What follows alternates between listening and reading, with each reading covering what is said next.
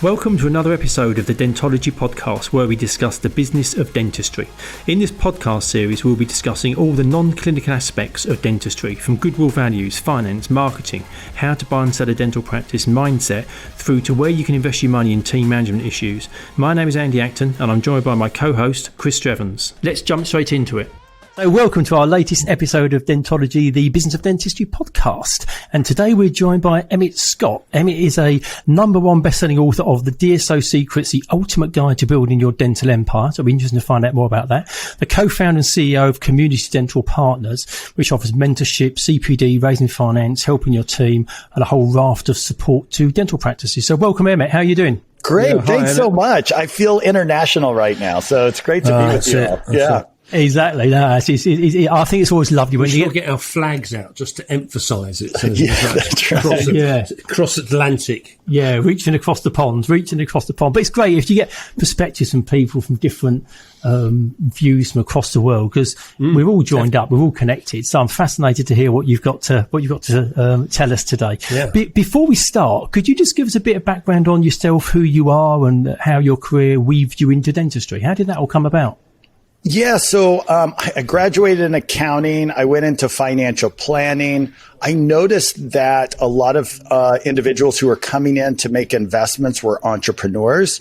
And the question I always ask myself is, why aren't they scaling their own business? So I got into helping entrepreneurs become executives, scaling their business. And my best friend from the age of 2 reached out to me. At the time, I had a radio show called The Entrepreneur Life. He actually called into the radio show. Of course, that's what a best friend would do, and started asking questions, somewhat heckling me. But basically, like, how do you scale a dental practice? He wanted to start just one dental practice, et cetera. And as I looked at the opportunity within the space, his name's Dr. Evans, or Chad, I call him. I say, Chad, I think there's an opportunity for you to have a much bigger impact. Would you be interested? So anyway, he wanted to do pediatric. I said, man, dentistry just sucks. From a marketing perspective, it's just terrible. There's nothing about this.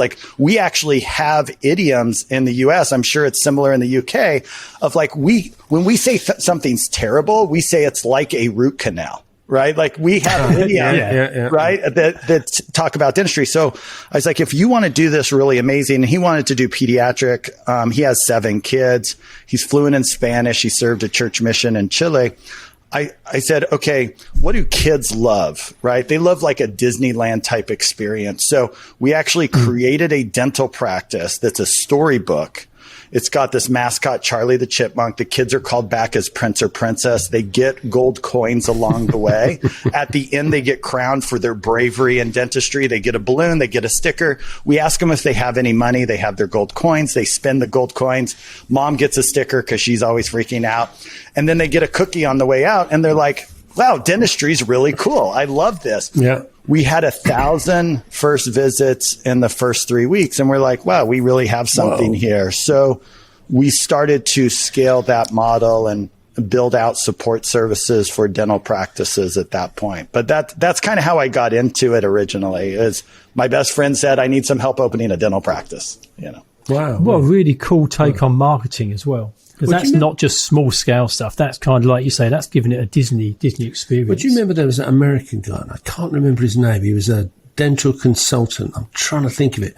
And he said that one of the things he does is he says to people, yeah, it's okay to eat cookies and drink milk. He said, it's like that sort of quintessential American thing of eating cookies, chocolate cookies, and having milk. And he said, it's okay. He said, and I have it in my practices. I can't remember for the life of me who it was, but it was a while ago, but it was this whole change of the way you look at dentistry instead of painful and hurting and expensive. That's right. It's about oral hygiene, right? It's not about abstinence of, eating, right? Especially sweets. It's a tough sell to tell kids never eat sweets again. You'll have healthy teeth. It's much better to start teaching oral hygiene. And if you can associate it with a positive experience, I think that was the goal, right? So was that initial success with your friend in his practice that then the light bulb moment of dentistry is looking like a sector that you could work in, develop and help to grow? Yeah, it was just like, we want to have a bigger impact. Okay, so let's hire some more associates. Let's open another one of these practices. Wow. I have to be honest, I didn't know what a DSO was, or dental support organization. I didn't know any of that concept.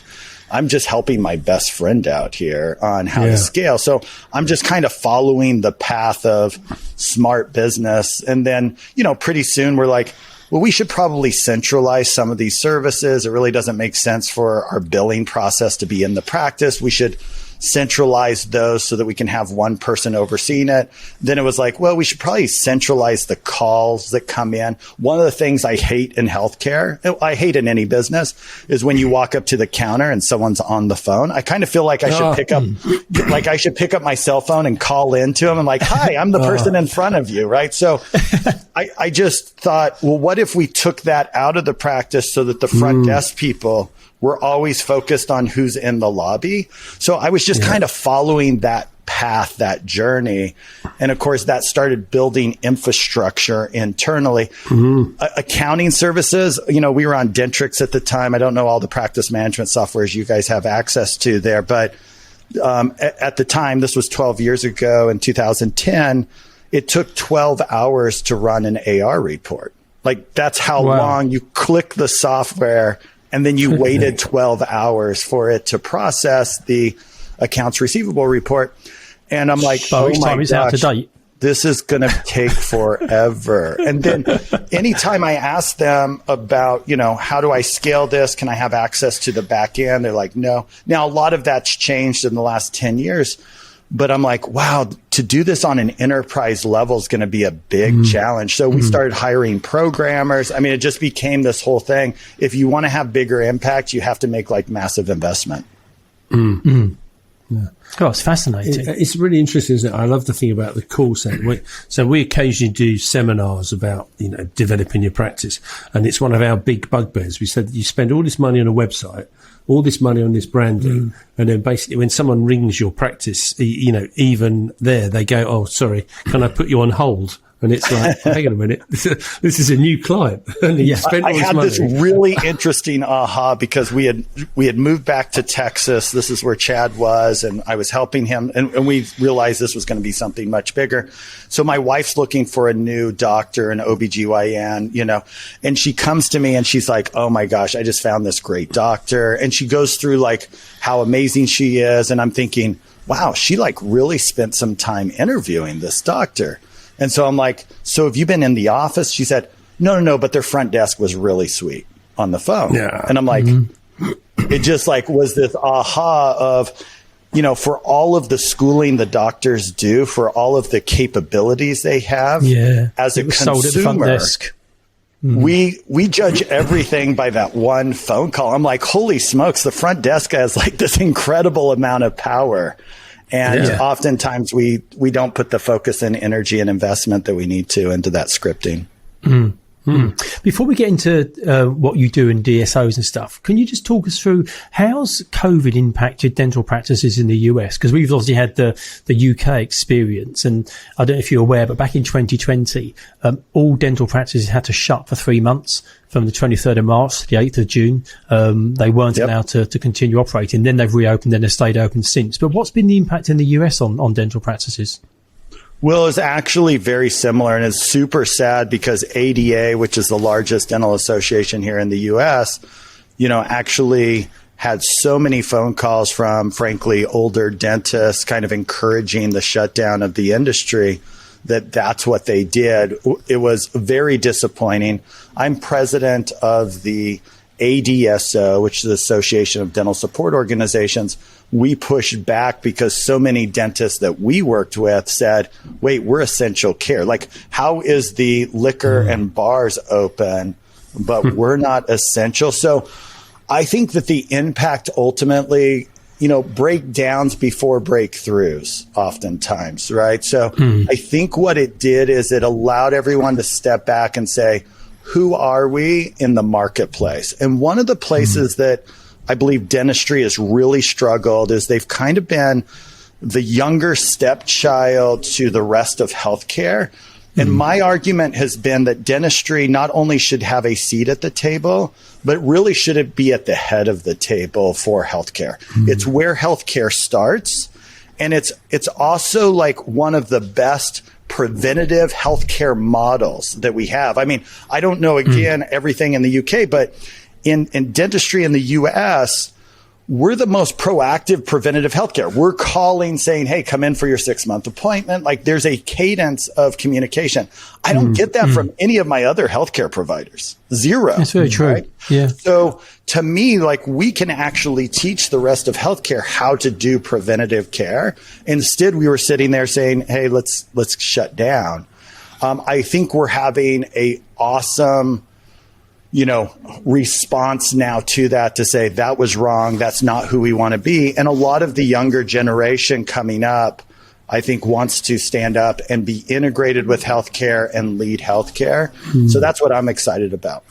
I tell you what's interesting, you saying that, Emmet. It's one of the things that comes up quite often in conversation, isn't it? That in the UK, there's a perceived, which is definitely improving, but a lack of respect for dentists. They're either painful, bloody, cost a lot of money, whatever. And that you sort of have, healthcare and GPs and surgeries and hospitals, and you've got dentists sort of down here. And it's quite interesting because one of the things that people say is that, oh yeah, in America, the dentist is up here. He's seen as, one of the preeminent parts of healthcare, and it's fascinating. No, we have the same problem. You're sort of almost saying you're not. It's quite interesting. Yeah, my mom has a great saying, is like, if you don't like being walked on, get up. Right. And so I think a lot of dentistry has blamed others for their position, when in the reality is they just need to step up and assume their position of leadership. Right. So when dentists stop acting like their only teeth doctor, when they stop arguing with each other, frankly, which is also, I think, a big thing COVID has done, is kind of reduce the noise down and said, man, we really have to work together here. I when I first got into the space, I'd go on dental forums and I'm like, this is the most brutal industry. Dentists would go on there and ask for help. And then like other guys would just be criticizing them. They wouldn't be helping them. I think that is changing dramatically. Like a house divided doesn't stand. So as we come together, work together, I think there's a huge opportunity to provide more leadership. So when dentists tend to complain about their position, my response to that is, well, then step up. Like nobody's like keeping them in that position. There's a huge opportunity, I think, for dentists to lead out. Dentists have the most interactions with the public more than any other healthcare provider. What should have happened during COVID, in my opinion, is one of the first individuals we should have reached out to is dentist and said, how can you help with testing? How can you help with vaccinations? Hey, dentist, have you ever given shots before? Okay. Yeah. Have you ever used a needle? Yeah. Vaccine we'd really like your help with. By the way, you don't have to find the right nerve within the mouth. You just have to push it into the arm. Like, can you handle that? Right. So why didn't that happen? And why did like pharmacists end up doing vaccine? Because dentists didn't lead out. I mean, that's really just what it comes down to. So that's exactly the same experience in the UK. Dentists weren't part of the vaccination program in the UK. And I know lots of dentists who were saying the same thing, which is we are perfectly able and capable of doing this. We've got the environment, we've got the skills, we've got the capacity, yet they weren't engaged as part of it. Needle. Yeah. In your arm. Yeah. We could have probably done it. Yeah. I mean, you think about what dentists have to do on a day-to-day basis. And I think a lot of where they take a lot of flack is we don't step back and they don't step back and say, hey, we're the ones providing surgery while the patient's still awake. We're the ones that have to figure out like a complexity of retail surgical procedures. No other most doctors get to take them in a back room of a hospital, put them under, and then go ahead and work on them. Like dentists have to figure out how to do this in kind of real time, etc. It's a lot of complexity I have a ton of respect for. I think dentists have to have more respect for what they're really doing, which is incredible. Yeah. So on the DSO side of things, the Dental Support Organisation, that's not a term that's commonly used in the UK. The services within a DSO are, but it's not a term that's commonly bandied around. Can you just talk us through, what a DSO does, how it works, and what would be the typical profile of a practice that would benefit from using a DSO in the States? Yeah, so I'd like to break the acronym down. Dental Support Organization. I think definitions are really important, right? So to me, thinking about dental support organization, what does that mean? I don't care about the entity structure, legal, cash flow, et cetera. Just at the end of the day, when do I become a dental support organization? And my argument is the day you hire an associate, you're a DSO. Because when that associate comes in, they don't say to themselves, hey, I'm really excited to be here. Can I handle your HR, your IT services, the accounting work, right? No. They say, hey, you're going to handle all that for me, right? My job is to see the patients, take care of the patients. I want to have more autonomy to be able to take care of the patients and focus on my clinical capability and not worry about any of that back end stuff. And so, to me, I think it's really important from a mindset perspective for any practice owner to study what DSOs are doing, because I think, and that's why I wrote the book, DSO Secrets, how to build your dental empire, because when you go through it, what you really see is, how do I support associates appropriately?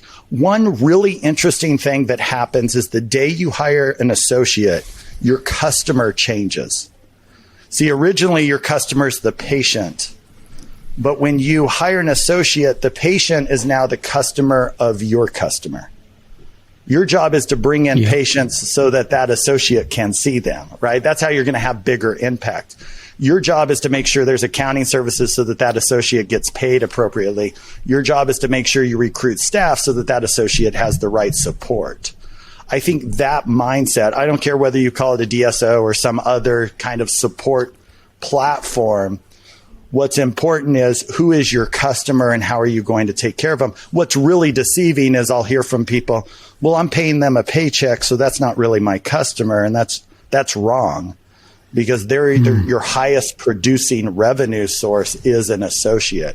So I would say your success and failure in scaling dental has everything to do with how well can you support an associate. I think that definition is really important. I'd be very surprised if there's many dental practice owners in the UK who think of their associates or their therapists or their hygienists as their customer. No, not at all. I think they would see those people as working with them in their business, but not somebody that they're serving. So I think that as a distinction is a fascinating insight. Out of interest, are they self-employed individuals, Emma, or are they employed individuals? Well, yeah, they're supposed to be employees. For what the IRS tax structure is, 99% of the time they should be an employee of the practice. Okay. But again, I think, accounting and GAAP accounting really has this all messed up, because if you look at a P&L, the employees are all expenses, right? And then my chair is an asset over on the balance sheet. Mm-hmm. If we use that, it can really mess with our paradigm, when the reality is our people are our best asset. The chair is a depreciating, commodity, right? So we need to be careful not to let the fact that we have this payroll system and this P&L that calls them an expense change what's really going on from a capitalistic system. What's really going on is that individual is working there because I am providing them a set of services that allows them to create revenue for my business model. Mm-hmm. And to the extent I do that really well, more people want to work with me and produce revenue for me. To the extent I do that really poorly, they walk out the door. So again, I think some dentists have perceived the DSO model as private equity investor money's coming in and gobbling up dental practices, et cetera. The reality is the dentist is in this incredible place of control where they get to vote on who's doing things the best. So obviously the DSOs actually own dental practices then, because obviously in the UK, you've got corporate bodies. So these are large dental groups that own, in some cases, 20, 30, 40 practices, in some cases, several hundred practices. And they would obviously centralise all those head office type functions in a head office type facility. And then the individual units would deliver the dentistry. So I can see where that would kind of link with being a DSO type structure. And I know in the USA, lots of the large groups out there, like Heartland Dental and Aspen Dental, have got hundreds of practices in their groups. At the very bottom end, where you have an independent dental practice, at what point do those practices tend to engage with a DSO type organisation to outsource those admin functions and concentrate on the dentistry? Is there a tipping point where people kind of keep it in-house? Yeah, and do they get to a certain point where they go, right, if we want to scale and we want to grow, let's focus on the dentistry, let's outsource the business side of things, and that's when they engage with the DSO? Yeah, so I heard a couple questions. One is around ownership. In the U.S., state by state has different rules. The majority of states say only clinicians can actually own the practice entity. So in order for a DSO to provide support, they'll have a management contract with that entity. In a couple states, the DSO, which is really an LLC structure, can actually own the dental practice. At the end of the day, it doesn't really matter. I'm going to sound like I'm just repeating myself, because at the end of the day, ownership is about power. And the majority of power is in the hands of the dentist deciding whether they want to work there or not. Right? So who really owns everything? The dentist owns everything. Who's really in the support role? Everybody else, right? Because as soon as the only one that has more power than the dentist is the patient. Right? Because I've never been able to see a successful dental practice that doesn't have a dentist or doesn't have patients, right? They kind of need that combo in order to succeed. Everything else is then ancillary to that. But to your question on when should a practice decide to engage with the DSO, I think it's just an element of anxiety, frankly. When people say, how should I build out my org chart? I say, follow your anxieties. Where are you feeling stress, pressure, noise? Go ahead and get the right amount of resource to move yourself up to a higher level of strategic thinking and strategic power. So if I'm feeling noise around accounting services and I can find a vendor who solves that noise and gives me everything I need, then that's good enough. Then I'll move to my next constraint and my next issue. And now I need marketing help. And now I need this. I'm part of an organization. I'm partners in an organization called DEO, Dentist Entrepreneur Organization. I'll give that website. It's deodentalgroup.com.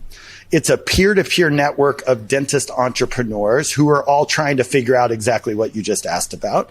And they'll share kind of best practices, how they might be using vendors to scale and have more impact, how they might set up their org structure internally or externally to be able to have more impact. So that's a powerful way. I think if you're kind of in those initial stages, you're a single practice owner, you've got 2 locations, whatever it might be, DEO Dental Group is a great resource. And we have individuals coming from Singapore, Australia, all over, that are really kind of bringing best practices. Because at the end of the day, this is entrepreneurship, right? How do I have more impact? Yeah. And so I would encourage people there. I would also say just another resource is I have a podcast called DSO Secrets, and we have a Facebook group called DSO Secrets. So if people want to come there, it's been going long enough, you can almost just do a little Facebook search within the group and okay, I want to do a call center. What's everything everyone's asked about doing a call center or billing team or whatever. So that's good. Out of interest, Emmett, in the UK, at dental school, there's zero time spent on business, which from a patient point of view, I get it. I want my dentist to be clinically strong. I'm not that fussed whether they understand an Excel spreadsheet or the difference between advertising and marketing. However, it does raise the issue that when the young dental students qualify and move into a dental practice. Even as an associate, you're a self-employed business person. What's that like in the US? Is there any time devoted to the business of dentistry, or is it the same? Is it pure clinical? No, absolutely the same. I mean, one of the things Chad told me right at the beginning, and I think a competitive advantage in the marketplace is to be humble. It just is. It's not just like a good spiritual, emotional principle.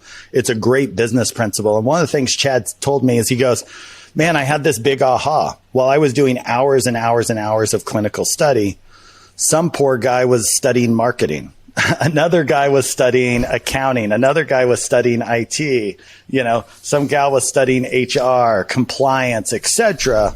Like, why am I going to want to learn all of those different things? Like, this is what I'm passionate about. And so, you know, no matter what what business model you're trying to scale, whether it's being a plumber, electrician, an attorney, a marketing person, you're not going to know everything. Now, I think what's really painful about a clinician, there's so much to learn in dental school about the anatomy and et cetera of doing these modalities and surgeries. And then you walk out, even as an associate, 95% of your time is non-clinical. Like, how do I run an x-ray tech and communicate with them effectively? How do I work with the practice manager? How do I talk to a patient about certain things? There's so much just in that circle. You know, I call it the ACE clinician in my book, learning to have availability, capability, and engagement. The engagement part is so heavy. Like, all of these scripting and communications and conversations that no one's ever told you about. You're like relying on your family culture to run a business, you know? So there's a lot of new things to learn. To me, the competitive advantage opportunity is get a big support system around you. Like, start getting mentors, get coaches. You know, don't think that dental school is the end. Think of it as the beginning. And it's and like, now that I've finished that part, now my real education begins, you know. And I think very often young dentists, you know, start. So in the UK, you spend 4 years in dental school, then 1 year as a foundation dentist, applying those practical skills with a mentor in a practice.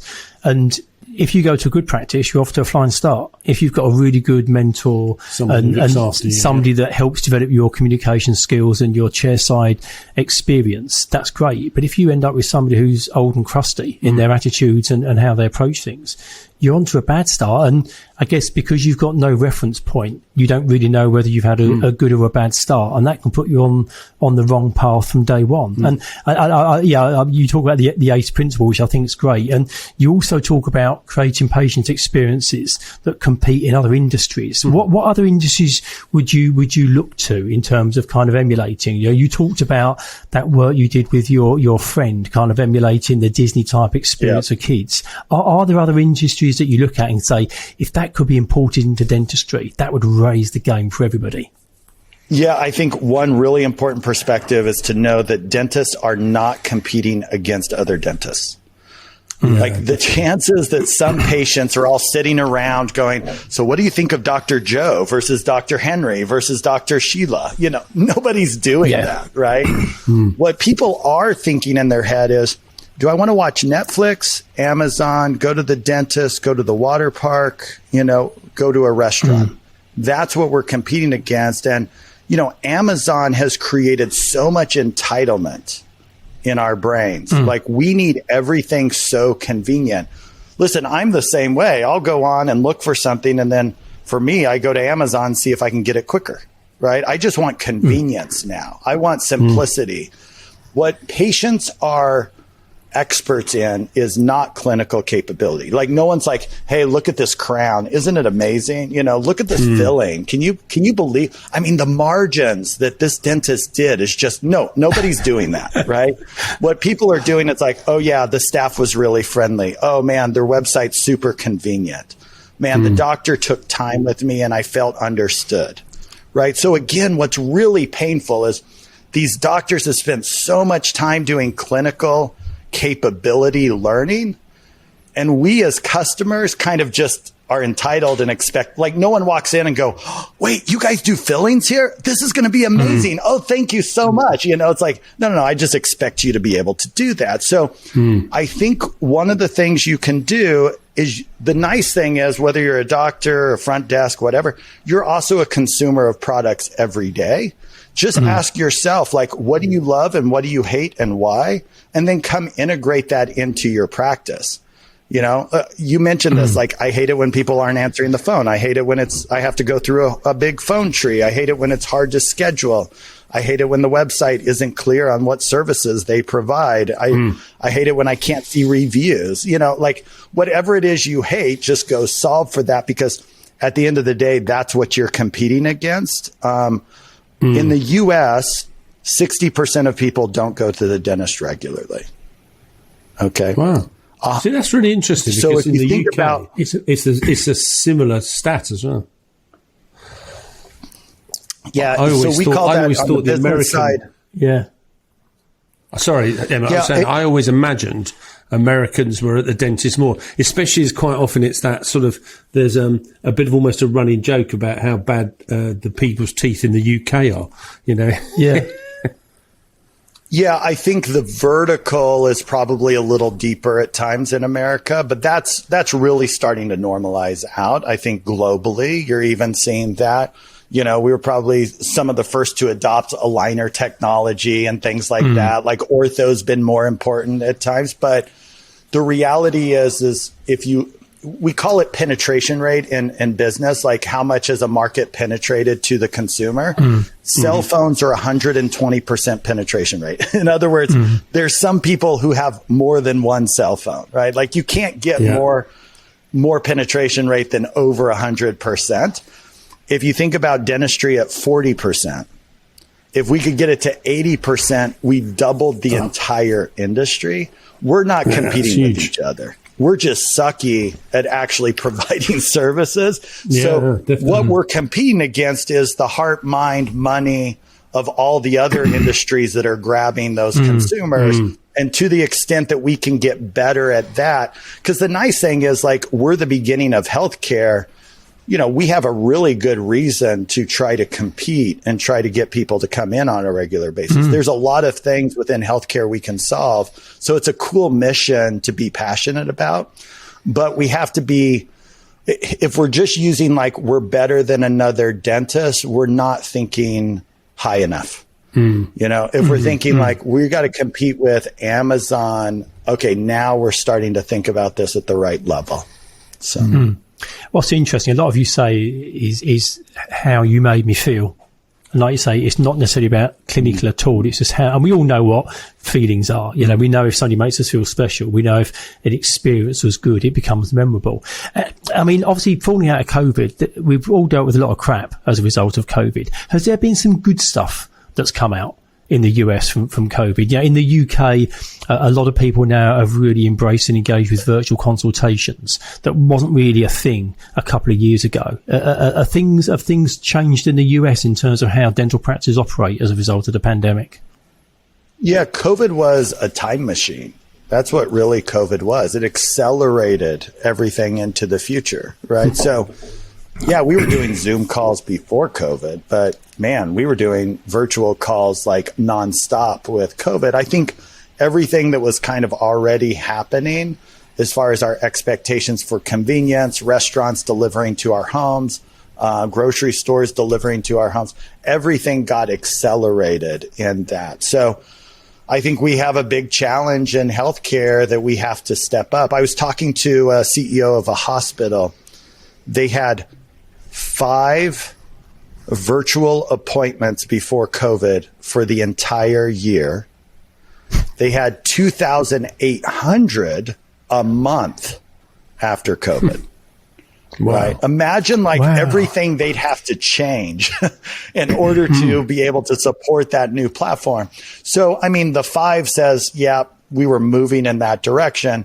The 2,800 said, we're there. We now need to be able to do that on a consistent basis. So I'm actually very excited about it. around all the change that's happening, because I think at the end of the day, what capitalism does really well is it continues to focus on the customer, the patient first. It focuses on dental support first. It's just accelerated the need for us to do that better, faster, you know? And so I think if you go, where's my anxiety? Where's my pain? Like if you assess that for you personally, it's just the speed at which everything has now gone to the next level for the consumer. You know? Something in the UK that's changed quite a lot in the past couple of years is people focus a lot more on their work-life balance. So I think pre-pandemic, people were kind of working quite hard. Lots of people working 5-6 days a week and trying to sort of squeeze in their life around it. Now in the UK, we're seeing lots of dentists and often, you know, associate self-employed dentists who are now quite comfortable working 2-3 clinical days a week. Has that been the case in the States as well? Are people sort of reassessing their priorities? Yeah, absolutely. It's fascinating too, because you have two cultures colliding, and they're both from the same individuals with two different hats. As I said, as a consumer, we feel more entitled than ever that we want things now. And as the service provider, as the employee, as the team member, we want work-life balance. So I want to be able to get on the phone at 9 p.m. at night, right? And be able to call a place and then be open, or I want to get online and be able to schedule whatever I want. And then on the employee side, I want to be home by 5 o'clock and having dinner with my family. You know, so I think that technology is going to have to bridge the gap here. I think we're going to have to figure out how to automate things so that the consumer is able to fulfill their entitlement, and whoever does that the best, where it's like, man, I can get online and I can schedule my appointment, change my appointment at any time. I can communicate with people as needed for emergency services at any time. On the other side, we've got to figure out how to do shifts, how to allow people to be home with their families, how to have recreational time, etc. So it's very challenging. I think technology is going to have to bridge the gap.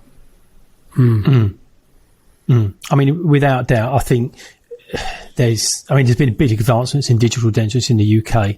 I think it started, sort of 5-7 years ago. It's really ramping up at the moment. It's, even things like intraoral scanners are now kind of commonplace. And diagnostics. And stuff. And virtual consultations. And we met a guy recently who was talking about AI coming in as a second opinion for dentists, doctors, where that's coming in. And I think if you can leverage technology, which then means as it creates time, and that time can be truly spent with the patient to offer an enhanced experience, I think we kind of get into somewhere where you're talking about. Absolutely. We got to commoditize down, systemize down using technology the parts that aren't as important, so that we have the mental, emotional free time to be present with one another as humans, right? That's going to be the interesting competitive advantage, is leveraging algorithms and AI to systemize as much as possible to free us up emotionally to be able to engage in more EI, emotional intelligence, right? Yeah. So I think those two worlds are going to constantly be leveraging each other. We're going to get to a place, I think, where your world is either you're building algorithms and AI, or you're really good at leadership, relationships, or creativity, because those are really hard to commoditize. So you're going to have this AI versus EI world, and they're just going to work off of each other, I think, to solve a lot of the world's problems and to provide customer service at a super high touch level. So. Yeah, no, absolutely. I agree with you on that. It's probably just a case of when, not if. Your book, Emmet, DSO Secrets. Where can folks grab that? Yeah, so Amazon's a great place. You got Amazon in the UK, yeah? Yeah, they've done quite well for themselves. Yeah. I think you'll find we called it Amazon. I didn't know if they had gone global. I figured they had gone a little global at this point. So, so Amazon's probably the most convenient. We've got an Audible, a Kindle version, hardback, softback, whatever. Like I said, podcast is a great way to consume some of the info. DSO Secrets, Facebook page, great place. DEO Dental Group, if you want to kind of get deeper involved. And then the Association of DSOs, adso.org. I think it's theadso.org. Great place. We have a summit coming up here. It's in Austin, Texas, in 2 weeks. You'll have the largest DSOs globally there at that conference. Wow. We had one thing that was really cool about COVID is that globally, as DSOs, we started working together. So we had China DSOs, Spain, UK, Australia, and all these DSO leaders as CEOs. We were meeting, and many of these in the UK, several of the CEOs were supporting 250 practices or more. So we were able to kind of communicate with each other, what's working, what's not, how are you solving? And though there were differences, at the end of the day, there was a lot of similarities, right? There's a lot of humans that were trying to figure out how best to support. So that was one thing that I loved. A lot of that was through ADSO, that we made those connections and started working together to solve these problems. So. Yeah, fascinating. Oh, great. Oh, it'd be good for people to have a look at that. Yeah. Just changing tack completely. I see that you're fluent in American Sign Language. How did that come about, and why was that? Just a really interesting skill. Yeah, when I was 11 years old, my mom decided she wanted to go back to college, to the university and get a degree. And she decided it was going to be in American Sign Language. At the time, my dad was bishop of the church. So we have a church that's volunteer in nature. And so that was his responsibility. Deaf people started coming to the church. So I was helping interpret. Pretty soon, when I was about 15 years old, I was interpreting in the universities. It was a great way to make some money. And then I got asked to serve a church mission, and they asked me to do an ASL mission. So I was volunteering in the deaf schools for 2 years in California and Arizona. And then when I came back, I'm like, I'm done with this. I'm not going to interpret anymore. But then it was the highest paying job at the university. So as I went through school, I interpreted for other students at the school. So I got a lot of education and a lot of different majors there. And then I'm like, okay, I'm done with this. But then church responsibilities, they've asked me to help volunteer and a lot of things. And then 2 years ago, we had a young man whose mom's single. She really needed some help. She's deaf. He's deaf. And she said, could he come live with us? So we've been taking care of him. We've basically adopted him for the last 2 years. So now all my family has learned sign language. I have 5 boys, and my youngest is a girl, and she's 14 now, and she's, fluent in sign language as well. What a great skill. So we're kind of passing it on here, but that's an interesting education, though, isn't it? As you were saying, because I bet then, if you're sitting there in those lessons with different majors, with different sign language, you're picking up, aren't you? You're absorbing a huge range of subjects. Yeah, and you actually have to do the translation. ASL is based off of French grammar. So you would think, now this is kind of interesting, ASL versus BSL. You would think because our English is somewhat similar that the sign language is similar. They're completely different. They're like not even, it's like English and Japanese. Why complicate something that's already as hard enough as it is? What's that? Why complicate something that's already hard as it is? Right. Why base it off French when you're already speaking English? Yeah, exactly. Yeah, it was a French man, Gallaudet, who started Gallaudet University eventually, but who brought sign language to America. And it's interesting when you think about it. I mean, this is a totally different subject, but if you're deaf, you're really outside of the other cultures of those who are hearing and speaking. So they have their own culture. The way they communicate, they're much more blunt and bold about things. there's certain rooms, like they tend to talk in the kitchen because the lighting's better in the kitchen. So we tend to be in the kitchen when we're chatting. Things like that you wouldn't think about become much more important. So the language kind of is on its own journey, separate from hearing verbal languages. So that's fascinating. But linking back to what you were saying before about we know what experiences feel like, and you know, the better you are in emotional intelligence, the better you tend to have in terms of a life. Something like ASL, you can see how that gives you a very different perspective in terms of communication and how you feel and how you make other people feel. So it's quite a unique skill to have, particularly in the world that you operate in. It's really cool. You know, now that you say that, we all know that body language is really important, right? And it communicates a lot of our messaging. In ASL, it's 95% because you don't have voice inflection. You think about this, right?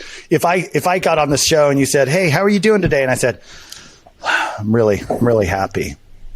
Yeah, you would know from my voice inflection that I might. I'm not feeling it. I'm not feeling it. So the same thing happens in ASL. Your facial expressions, is it sarcasm? Are you just kind of faking it, or are you truly happy? And so it does make you very in tune with people's body language, and their facial. I remember seeing something ages ago about, and I think it was a deaf person was explaining that yawning and screaming look the same to somebody who's deaf.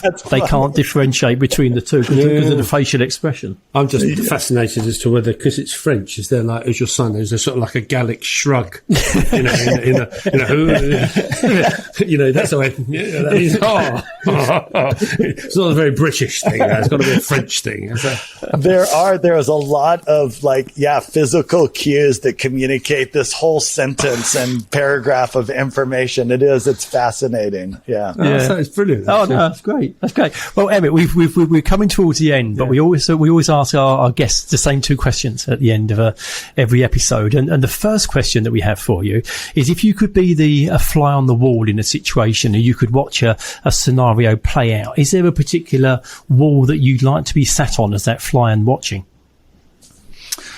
You know, one thing I'm really fascinated with right now is all around biometrics, bioscience. You know, I'm reading Tony Robbins' new book, Life Force. I've been studying stem cells and just what all the innovation that is happening there is just so exciting to me. You know, and then what little we know about the brain and how much we're discovering now. I've been doing brain scans, and, you know, having my family do brain scans because they're my guinea pigs.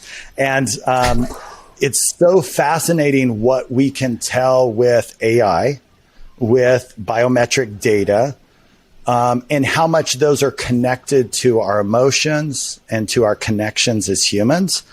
To me, like, I love just being in those rooms right now. So that's like my current passion and fascination. Dr. Riordan has done a ton of work around this.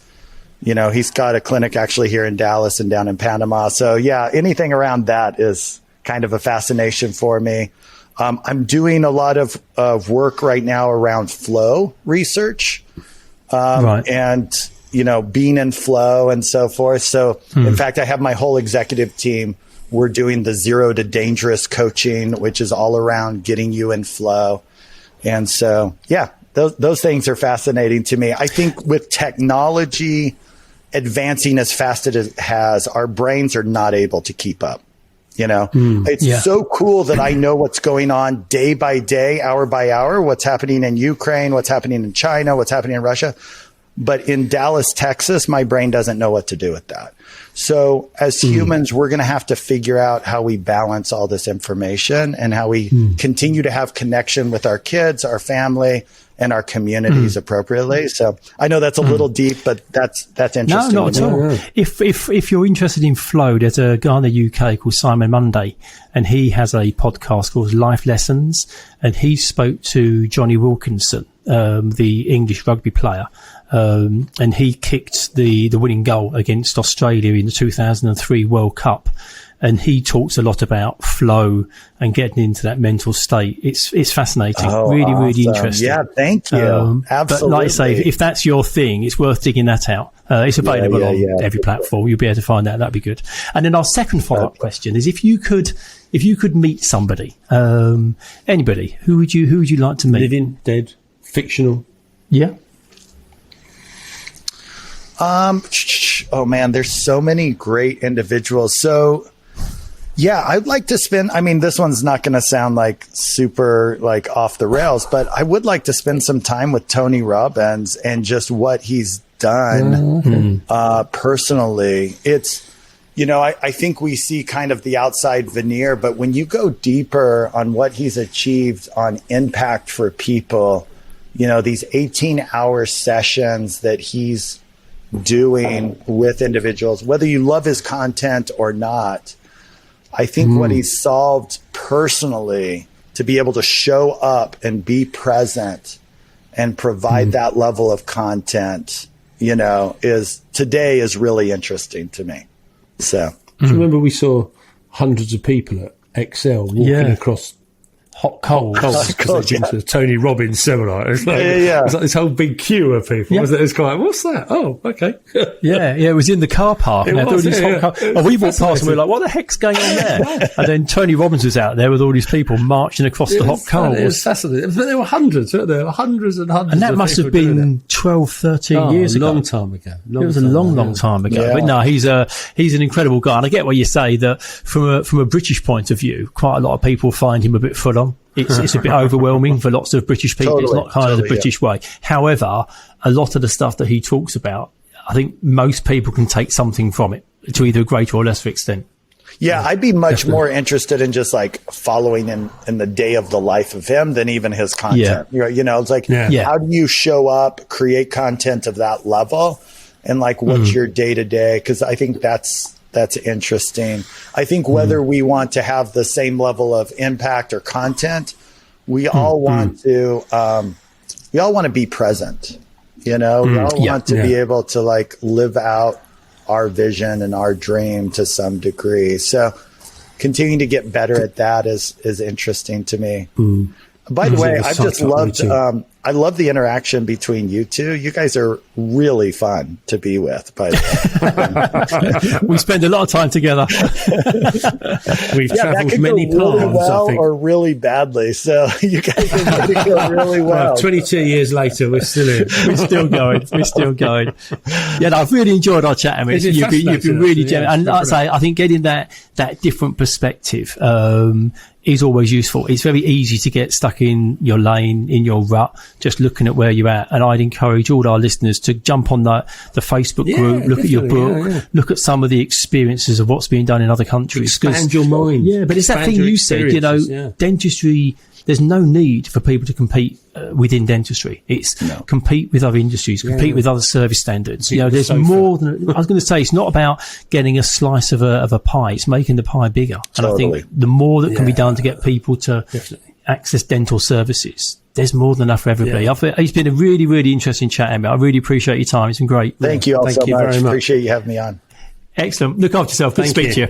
I'm always a massive fan of learning, and I think quite often it's easy to stay quite insular and closed on what access to information you have. And I think Emmet Scott just showed us that there's things happening in America that are different, and I'm sure there'll be things in the UK that the Americans don't do, but fascinating and insightful hearing the way that the USA market operates. Yeah, and it's quite interesting. It's not hugely different than how we're seeing the UK market evolve. And also, I tell you the one thing that really surprised me was you sort of have, don't you, as a UK person who their teeth are quite often criticised by US people. You think, what was it, that Austin Powers thing? Yeah. About our British teeth. And then he goes on to say that 60% of patients, 60% of people in America don't go to the dentist. Yeah. Whereas I'm thinking, I think the last stat I looked at, it was probably about 50% in the UK, which really, really surprised me, because you sort of imagine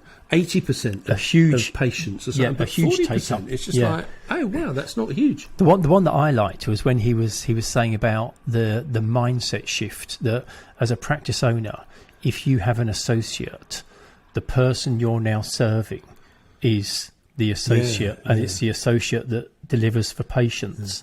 And I think that's quite I don't know for sure, but my hunch is that would be quite an unusual mindset in UK dentistry. That if you were a practice owner and you had an associate, that your delivery system is to support the associate to deliver, not the other way round. I'll tell you what, if you could consider the market is still predominantly sole practitioners, 75% probably sole practitioners still.